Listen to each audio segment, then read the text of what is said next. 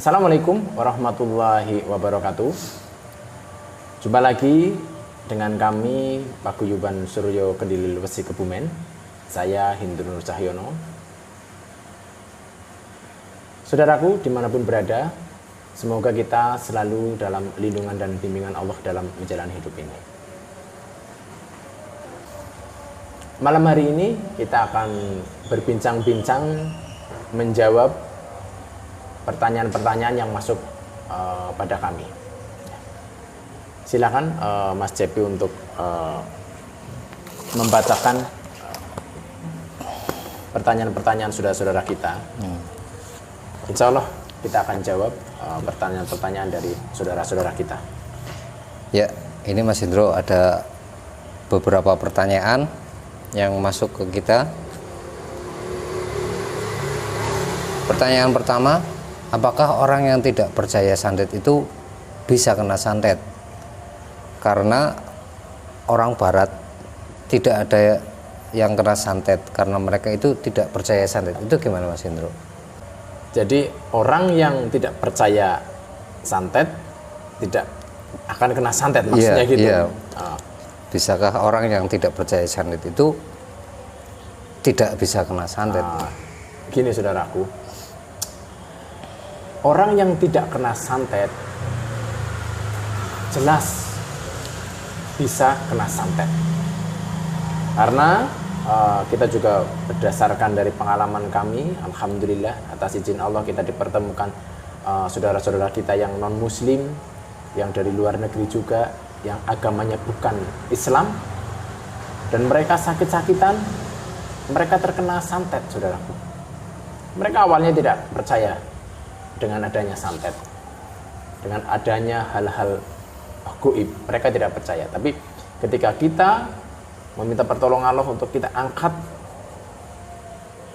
yang menjadikan saudara kita sakit, jin-jin santet itu sembuh atas izin Allah, sembuh total. Dan itu sering kita jumpai dari orang luar negeri dan orang Indonesia saja yang beragama non muslim. Nah, gini saudaraku, orang yang kebal santet, ya maksud tidak bisa disantet, itu bukan orang yang tidak percaya dengan santet, tapi orang yang dekat pada Allah, selalu mendekat pada Allah, selalu menjalankan perintahnya dan meninggalkan larangannya. Seperti itu, karena dengan selalu dekat pada Allah, selalu menjalankan semua perintahnya, pastinya cahaya, perlindungan, keselamatan dari Allah Sang Maha Pelindung akan turun pada kita dan aman semuanya. Kalau seperti itu, jelas sudah sangat aman kita. Jadi ketika ada orang yang ilmunya tinggi, hebat, sakti, mereka pun masih bisa kena santet. Tapi kalau orang yang selalu istiqomah di jalan Allah, mensucikan hatinya, mensucikan pikirannya, mensucikan lisannya, mensucikan pandangannya, mensucikan telinganya, nah, tiada celah kekuatan jin santet itu masuk ke dalam tubuh kita. Jadi orang yang tidak percaya santet jelas bisa kena santet. Nah, tapi kalau orang yang taat, menjaga lisan, mata, telinga, hati, pikiran hanya karena Allah, insya Allah itu tidak bisa kena santet. Insya Allah atas izin Allah. Jadi begitu ya Mas Indro. Ya. Berarti bukan berarti orang yang tidak percaya tidak bisa kena itu ya? Iya, seperti itu. Ya, ini kan banyak juga yang berkembang di masyarakat mitos-mitos ya, untuk cara-cara untuk menghindari santet atau biar kita antisipasi agar tidak terkena santet. Itu salah satunya kita tidur di lantai. Itu gimana Mas Hendro? Apakah tidur di lantai itu memang benar-benar bisa menghindarkan kita dari serangan santet? Yaitu mitos saja ya, itu tidak seperti itu. Penghantar santet itu jin itu hidup, dan jin itu jelas ketika sudah dikasih tahu alamatnya, misalkan ya oleh pelaku santet, kamu saya kasih ini, misalkan gitu ya, bikin sakit orang itu, namanya ini, alamatnya ini gambarnya, dia langsung terbang sesuai alamat biasanya. Nah, ketika sudah sampai rumahnya, tapi ketika orangnya tidak di rumah, dia akan nunggu di rumahnya. Nah, nunggu di rumahnya biasanya mereka akan berkumpul di rumahnya, bisa juga bikin sarang di rumahnya. Nah, setelah orangnya datang, dia tidur di lantai, tidak masalah. Tidak masalah bagi mereka. Tetap mereka bisa.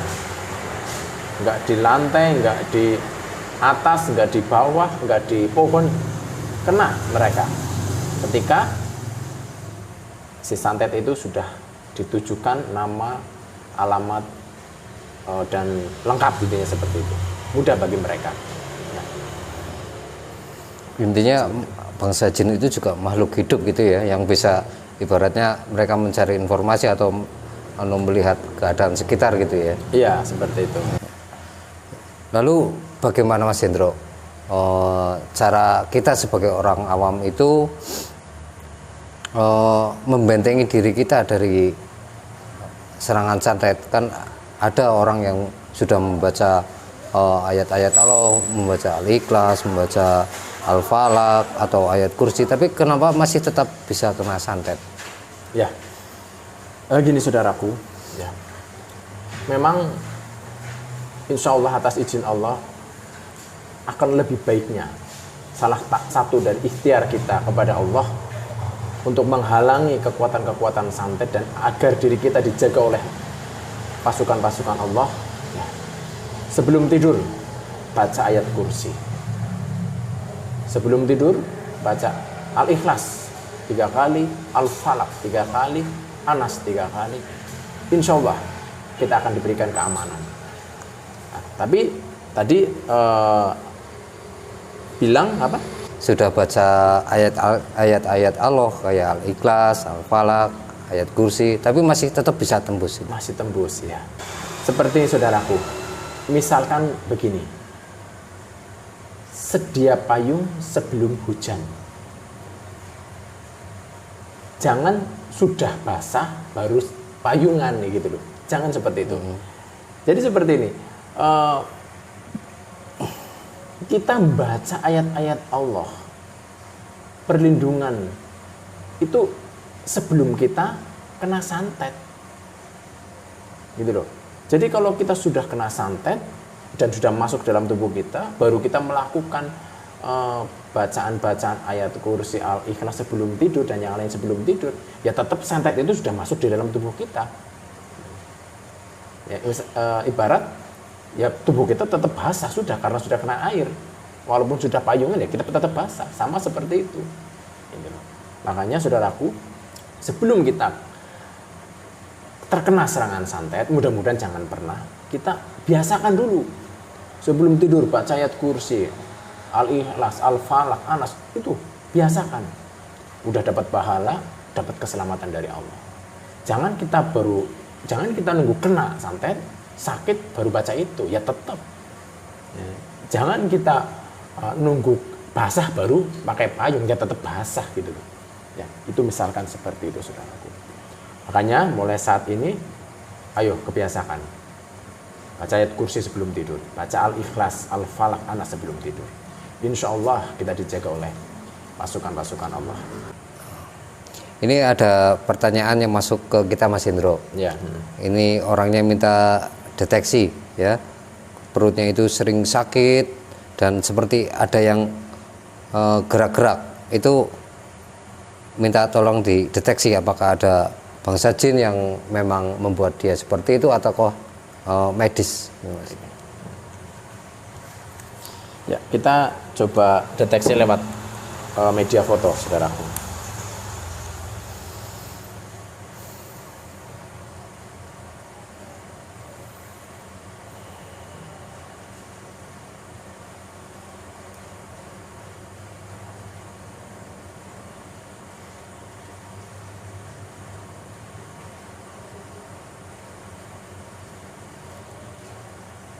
Ya.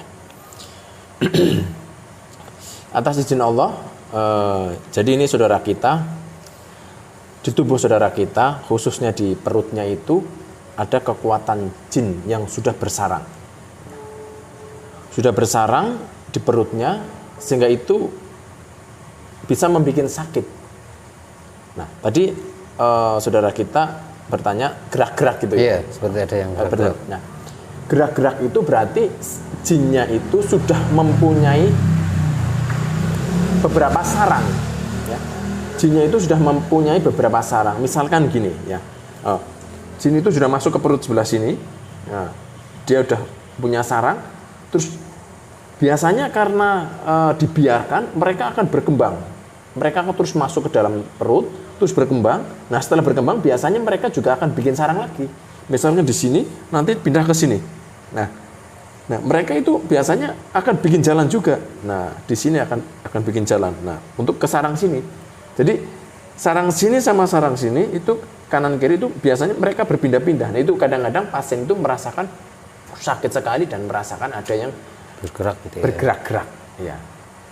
Itu aktivitas dari bangsa jin yang pindah-pindah. Nah, kalau udah seperti itu biasanya itu sudah lama sakitnya, karena jin itu bikin sarang di tubuh manusia itu tidak bisa cepat, 1 bulan, 2 bulan, 3 bulan tidak, tapi bisa setahun, 2 tahun, 3 tahun, tergantung juga dari saudara kita yang diserang, keimanannya seperti itu. Jadi itu jelas ini sakit perutnya ini diakibatkan oleh kekuatan bangsa jin. Tapi maaf, kita tidak mau menyampaikan apakah ini santet ataukah dari mana. Nah, nanti itu lebih detail deteksinya lebih dalam gitu. Ya. Yang jelas sakitnya ini diakibatkan oleh bangsa jin.